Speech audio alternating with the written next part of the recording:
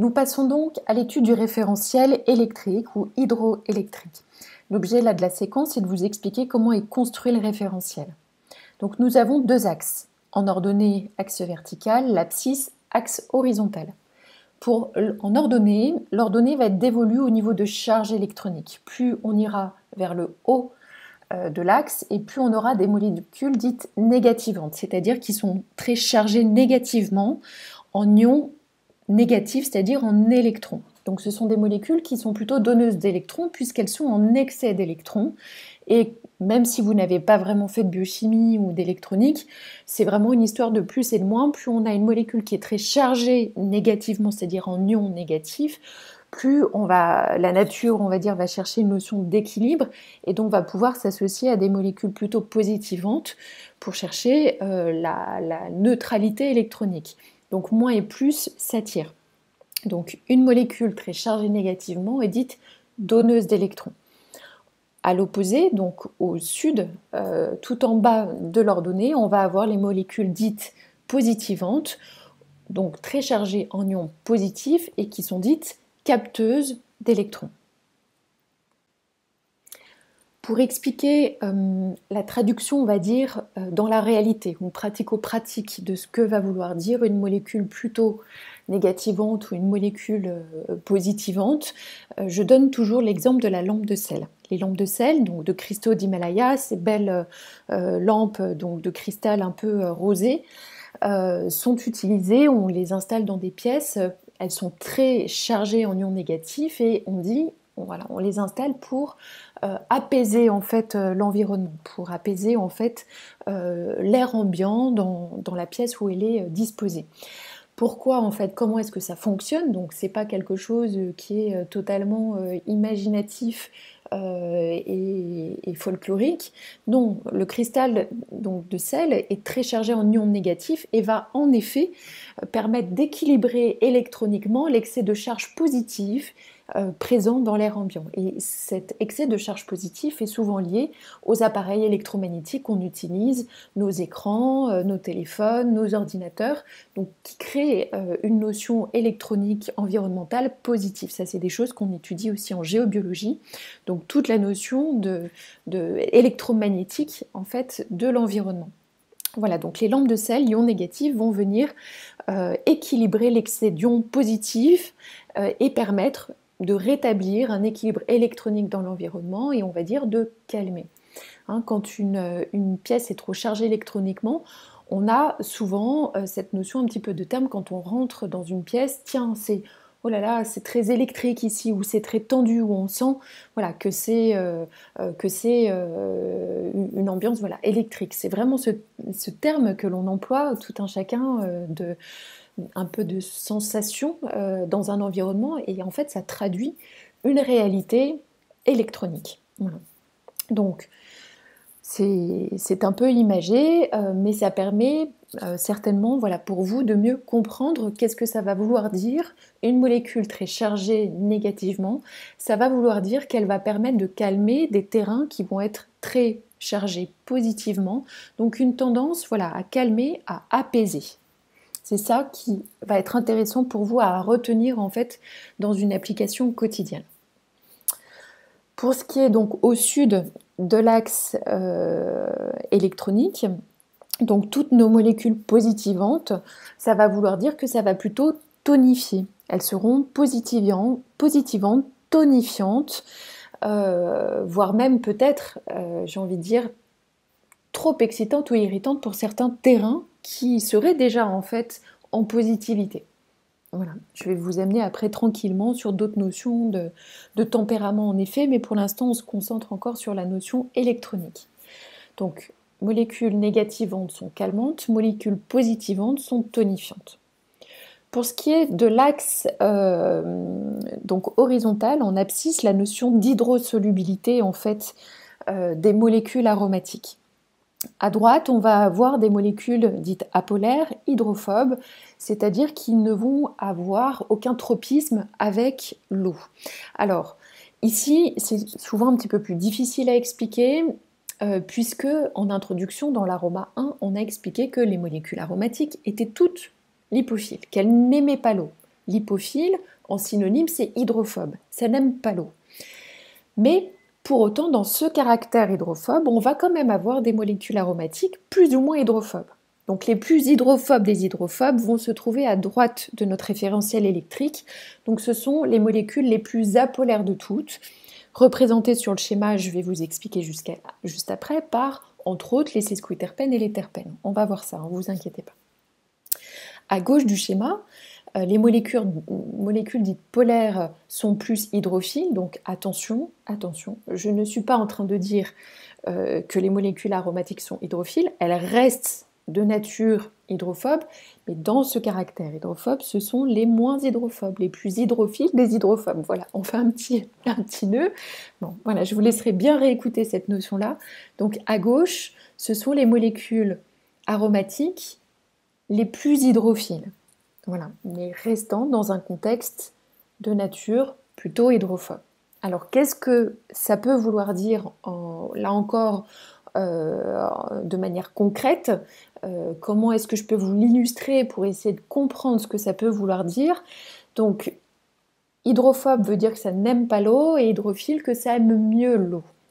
Donc ici, je ne suis pas en train de dire que ça va sécher d'un côté et que ça va mouiller de l'autre, loin de là, mais que, en effet, les huiles essentielles qui vont être très riches en familles biochimiques plutôt hydrophobes, donc n'aiment pas l'eau, donc déjà vont être plus destinées à des terrains secs ou équilibrer des terrains trop humides. Et on le verra en fait dans les notions de vertu par la suite, que du coup ce sont des grandes huiles essentielles utilisées dans les notions de stase d'eau. Les stases lymphatiques, les stases sanguines, quand il y a des œdèmes, des notions en fait d'eau stagnante, eh bien les molécules aromatiques qui sont hydrophobes, qui n'aiment pas l'eau, vont permettre d'avoir une action complémentaire qui va permettre de tempérer et d'équilibrer en fait cet excès de stase d'eau. Voilà, j'espère que ça sera suffisamment compréhensible, sinon on pourra aussi en reparler au moment du webinaire questions-réponses. À gauche, les molécules aromatiques hydrophiles, donc ça ne veut pas dire qu'elles vont mouiller, mais qu'il y aura un meilleur accord avec un environnement, on va dire en tout cas hydrophile, aqueux. Et on va dire ça tombe bien puisque notre corps est quand même fait à peu près d'eau, nos cellules sont faites d'eau, donc on aura une meilleure relation en fait des molécules aromatiques avec les cellules, et je pense notamment au milieu intracellulaire. Donc voilà, une meilleure relation, une meilleure pénétration cellulaire, voilà, une meilleure diffusion en fait de ces huiles essentielles au niveau des tissus. Voilà, c'est moi de cette manière-là dont je peux vous l'expliquer en fait sur une matérialisation ou une incarnation de l'effet en fait électronique de nos molécules aromatiques. Voilà, donc nous avons posé nos deux axes. Je vais vous présenter désormais les différentes écritures. Le noir, le bleu, le jaune orangé, le rouge, le vert, pour que vous puissiez du coup vous diriger sur ce référentiel électrique. Donc vous les avez sur la diapo suivante, les significations des couleurs. En noir, ça va être les notions de famille biochimique et c'est ce que vous allez devoir apprendre par cœur. Je vais vous expliquer pourquoi. Donc ça, c'est du par cœur, vous avez 13 familles biochimiques à apprendre. On va voir que vous allez avoir des synonymes biochimiques que vous allez retrouver dans les ouvrages et je vais vous les donner en fin de séquence. Donc en noir, les familles biochimiques par cœur. En bleu, vous aurez les exemples de molécules de cette famille biochimique et celles-ci ne sont pas à apprendre par cœur. C'est juste que dans la routine, vous allez très vite voir apparaître 2-3 molécules aromatiques qui vont revenir tout le temps. C'est des majoritaires, donc de fait, vous allez finir par les apprendre ou ça peut être bien, voilà, selon votre temps, votre possibilité d'apprentissage. En effet, donc sur le référentiel, là sur la diapo, je vous ai mis des exemples. C'est une liste non exhaustive. Autant en noir, le nom de famille biochimique, celui-ci, donc, est fixe, on aura des synonymes, mais c'est quelque chose de fixe. Et cette famille biochimique englobe des centaines, milliers de molécules. Donc, évidemment, on ne va pas les apprendre par cœur. On va en retenir les 2-3 principales. Et puis, on va voir aussi qu'on a souvent des petits moyens de reconnaissance qui peuvent nous aider, comme des suffixes. Si vous prenez par exemple la famille des esters qui est en haut de votre référentiel, vous allez voir que les molécules aromatiques ont toujours le même suffixe, acétate de linalyle, acétate de terpényle, acétate de néryle. Un double suffixe at et il qui traduit qu'il s'agit de molécules esters. Si on prend les suffixes en on, ça va être des suffixes pour les cétones et lactones, mais qui sont deux familles très proches qu'on va étudier plus tard. Thuione, bornéone, mentone, allantoalactone, etc. Donc un suffixe en on va vous alerter sur le fait qu'on fait partie d'une famille cétonique ou lactonique. Voilà. Les suffixes en al, comme citronellal, géranial, néral, vous invitent à vous rapprocher de la famille biochimique des aldéhydes terpéniques. Voilà. Donc ça, on a certains suffixes qui sont très reconnaissables, et puis d'autres où en effet c'est beaucoup plus générique et vous ne pourrez pas d'office les associer en fait à certaines familles biochimiques. Voilà. Donc là, c'est vraiment des petits trucs en fait de mémorisation que je vous donne. Attention, c'est pas une vérité absolue, mais ce sont des moyens en fait d'apprentissage. Il est certain que si vous pensez qu'à chaque suffixe on a strictement une famille biochimique, quand vous allez tomber avec les suffixes en ol, linalol, carvacrol, patchoulol, anétol, là on a 4 familles biochimiques qui vont porter ces suffixes en ol, donc ce n'est pas suffisant. Donc la notion de suffixe, ici pour vous permettre de mémoriser, est valable pour quelques familles, les esters, les aldéhydes terpéniques, les cétones, les lactones, uniquement en fait ces familles-là. Mais c'est déjà un moyen éventuellement de vous repérer. En orange, nous aurons les principales activités thérapeutiques, les principales à retenir, les grandes tendances, le geste thérapeutique. Nous allons voir dans la séquence prochaine, on va reprendre toutes les indications par famille biochimique. Mais en orange, vous avez les 2-3 items à connaître par cœur. Alors, on va s'attarder ici une minute. Vous avez des abréviations qui sont données donc, dans cette définition orange qu'on va tout de suite développer. Vous voyez par exemple dans la famille des alcools en bas du référentiel noté AB, AV, AF, AP. Voilà, donc sur cette diapo, vous avez défini ces abréviations. Donc AB veut dire antibactérien, AV antiviral, AF antifongique, AP antiparasitaire, AN pour antalgique, attention, AI pour anti-inflammatoire et AS pour antispasmodique. Voilà. Donc en orange, les principales activités thérapeutiques. En rouge, quand il y en a, vous aurez les toxicités ou grandes précautions d'emploi. Donc vous voyez du rouge pour un certain nombre de familles, et on verra dans le chapitre des toxicités le développement par la suite. Donc par exemple, les aldéhydes aromatiques en bas à gauche, dermocaustiques. Les phénols en bas à gauche, dermocaustiques, hépatotoxiques. Pour les alcools, vous n'avez pas de rouge, donc pas de toxicité ou de précaution d'emploi. Par contre, vous allez voir pour les éthers, les terpènes, les aldéhydes terpéniques, indiqués, dilués à 50%. Ça va nous indiquer une précaution d'emploi au niveau de la peau, car ce sont 3 familles biochimiques qui sont potentiellement irritantes. Au niveau de la peau, on verra 3 catégories, des huiles essentielles dermocaustiques, c'est la famille biochimique des aldéhydes aromatiques et des phénols, des familles biochimiques potentiellement irritantes qu'il faudra diluer par précaution à 50% dans de l'huile végétale, ce sont les éthers, les terpènes et les aldéhydes terpéniques, et les autres familles biochimiques sont dites douces pour la peau. Et c'est des choses qu'on va encore revoir par la suite. Voilà. Et enfin, en vert, vous avez des exemples d'huiles essentielles riches de molécules de cette famille. En effet, je reviens sur notre référentiel. Le référentiel ici va permettre de mémoriser la famille biochimique principale contenue dans notre huile essentielle. En aucun cas, nous sommes en train de dire que l'huile essentielle ne contient que cette famille biochimique. Je vous rappelle justement à nos diapos précédentes avec les chromatographies, et on a expliqué qu'on avait ce que l'on appelle donc des pharmacophores, c'est-à-dire des familles biochimiques prédominantes, c'est elles qui vont donner le geste thérapeutique principal et les grandes indications de toxicité, mais en aucun cas une huile essentielle est définie par une seule famille biochimique. Généralement déjà il y en a une, deux, trois principales, et une huile essentielle est un totem. Mais à un moment donné, pour dire d'avancer, pour dire de mémoriser, d'apprendre, on a besoin de poser la famille biochimique principale, et donc là c'est l'objectif du référentiel. Donc en vert, je vous ai mis quelques huiles essentielles donc, dont la famille biochimique est prédominante.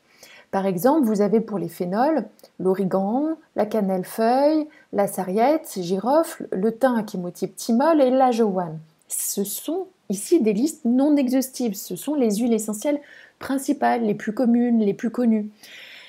Déjà, dans un premier temps, si vous allez pouvoir mémoriser 1 à 2 huiles essentielles par famille biochimique, ça sera un très très bon départ. Puis par la suite, peut-être vous en retiendrez 5-6 par famille biochimique, et puis petit à petit, vous tirez le fil. Voilà. Mais quand je dis qu'un origan est placé au niveau des phénols, je ne dis pas qu'il n'a pas dans sa formule biochimique une autre famille.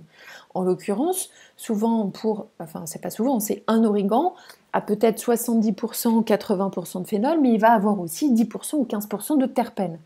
Mais je l'indique dans mon référentiel électrique par rapport à sa famille biochimique prédominante, donc les phénols. Ça me donne mon geste thérapeutique et mon risque toxique. Voilà. De même, si on va donc en bas à droite du référentiel avec les terpènes, je vous ai mis pin, sapin, épinette noire, voilà, pour les principales. Quand j'indique ça, je dis que donc la famille biochimique prédominante, ce sont les terpènes. Une fois en cours, j'avais donc un participant qui me dit « Écoutez, je ne comprends pas, pourquoi vous avez mis l'épinette noire au niveau des terpènes alors qu'il y a plus de 20% d'ester dans sa famille biochimique ?» Eh bien, tout simplement parce qu'on a plus de 50% de terpènes dans la formule.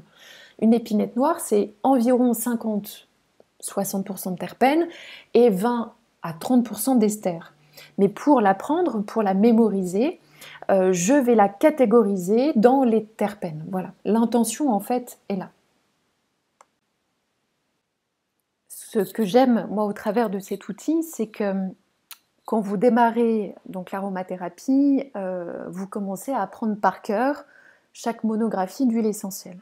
Et vous vous dites, mon Dieu, il faut que j'apprenne plus d'une centaine de monographies, avec du coup des usages pour, je dis n'importe quoi, la lavande, la marjolaine, l'origan, la cardamome, des listes de vertus dans les livres qui sont denses parce qu'on a autant de vertus qu'on a de molécules, donc des fois on a une dizaine de vertus à mémoriser. Et puis on finit par avoir l'impression que toutes les monographies se ressemblent plus ou moins, on a du mal à comprendre des structures, comment ça s'organise, et puis quelque part à un moment donné on a l'impression toutes les huiles essentielles font un peu tout et n'importe quoi, et on a l'impression d'un amalgame. Voilà, alors que non, il y a une vraie structure qui se dégage derrière, et ça il faut pouvoir l'intégrer, le rendre intelligible. Donc vraiment ce référentiel électrique permet ça, et plutôt que d'avoir à mémoriser 130 monographies d'huile essentielle, qui sont des listes entières de thérapeutiques, vous allez apprendre en fait 13 familles biochimiques, les indications, les toxicités, et derrière vous allez pouvoir déchiffrer, décrypter n'importe quelle biochimie sur un ouvrage support. Donc l'idée c'est ça, plutôt que d'apprendre 130 huiles essentielles, vous allez apprendre uniquement les 13 familles biochimiques, et derrière aller décrypter, avoir de bons livres support et pouvoir déchiffrer les monographies. Donc c'est l'idée ici, par exemple sur le Francome, de la monographie du basilic, ce que je vous ai surligné en jaune. On va aller lire le pourcentage présent de chaque famille biochimique, et ce qui va nous permettre en quelques secondes de comprendre un petit peu comment va se diriger, quelle va être la personnalité biochimique de l'huile essentielle.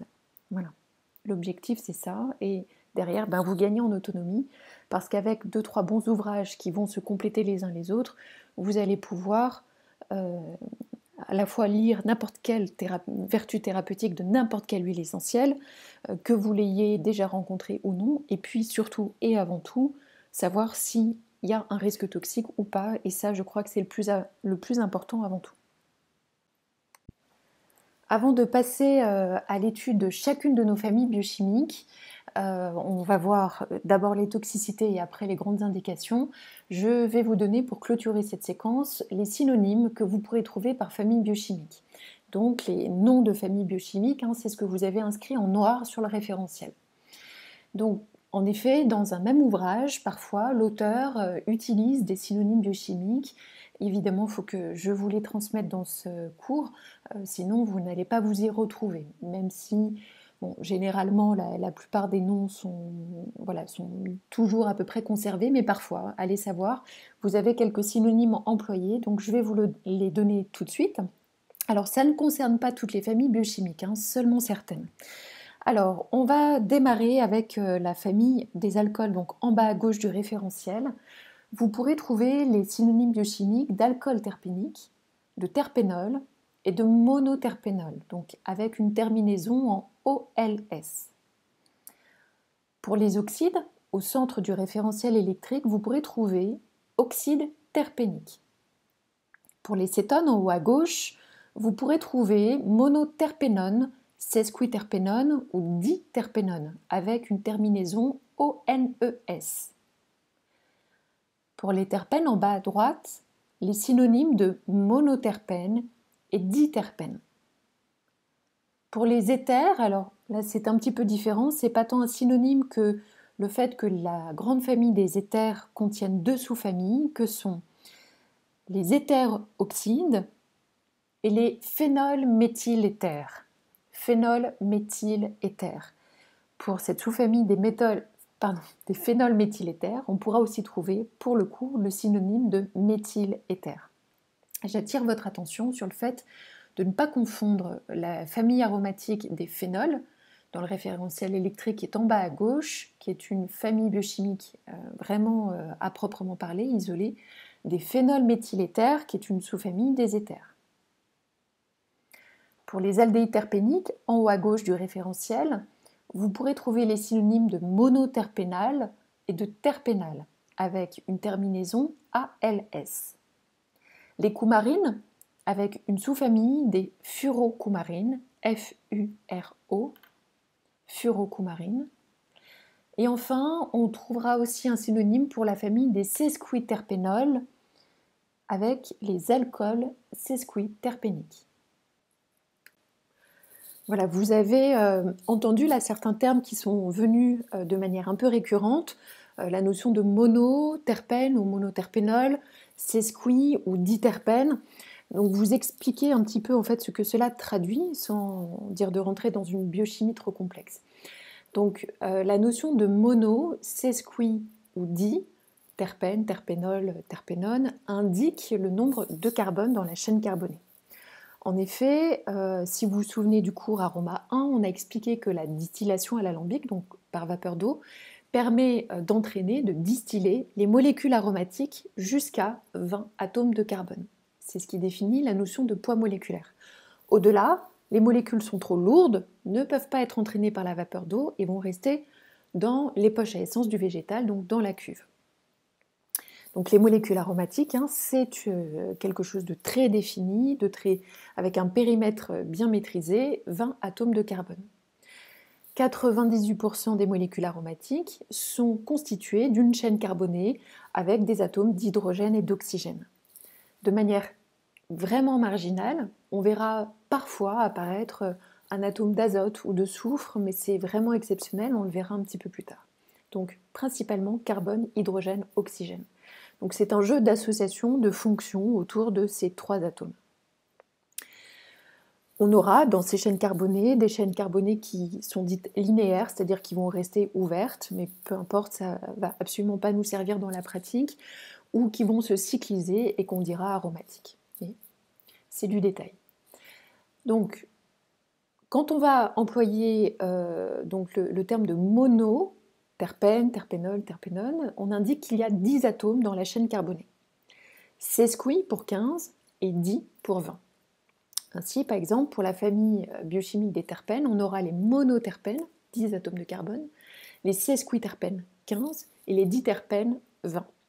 Idem pour la famille des alcools. Quand ils ont 10 atomes de carbone, on les appelle les monoterpénols.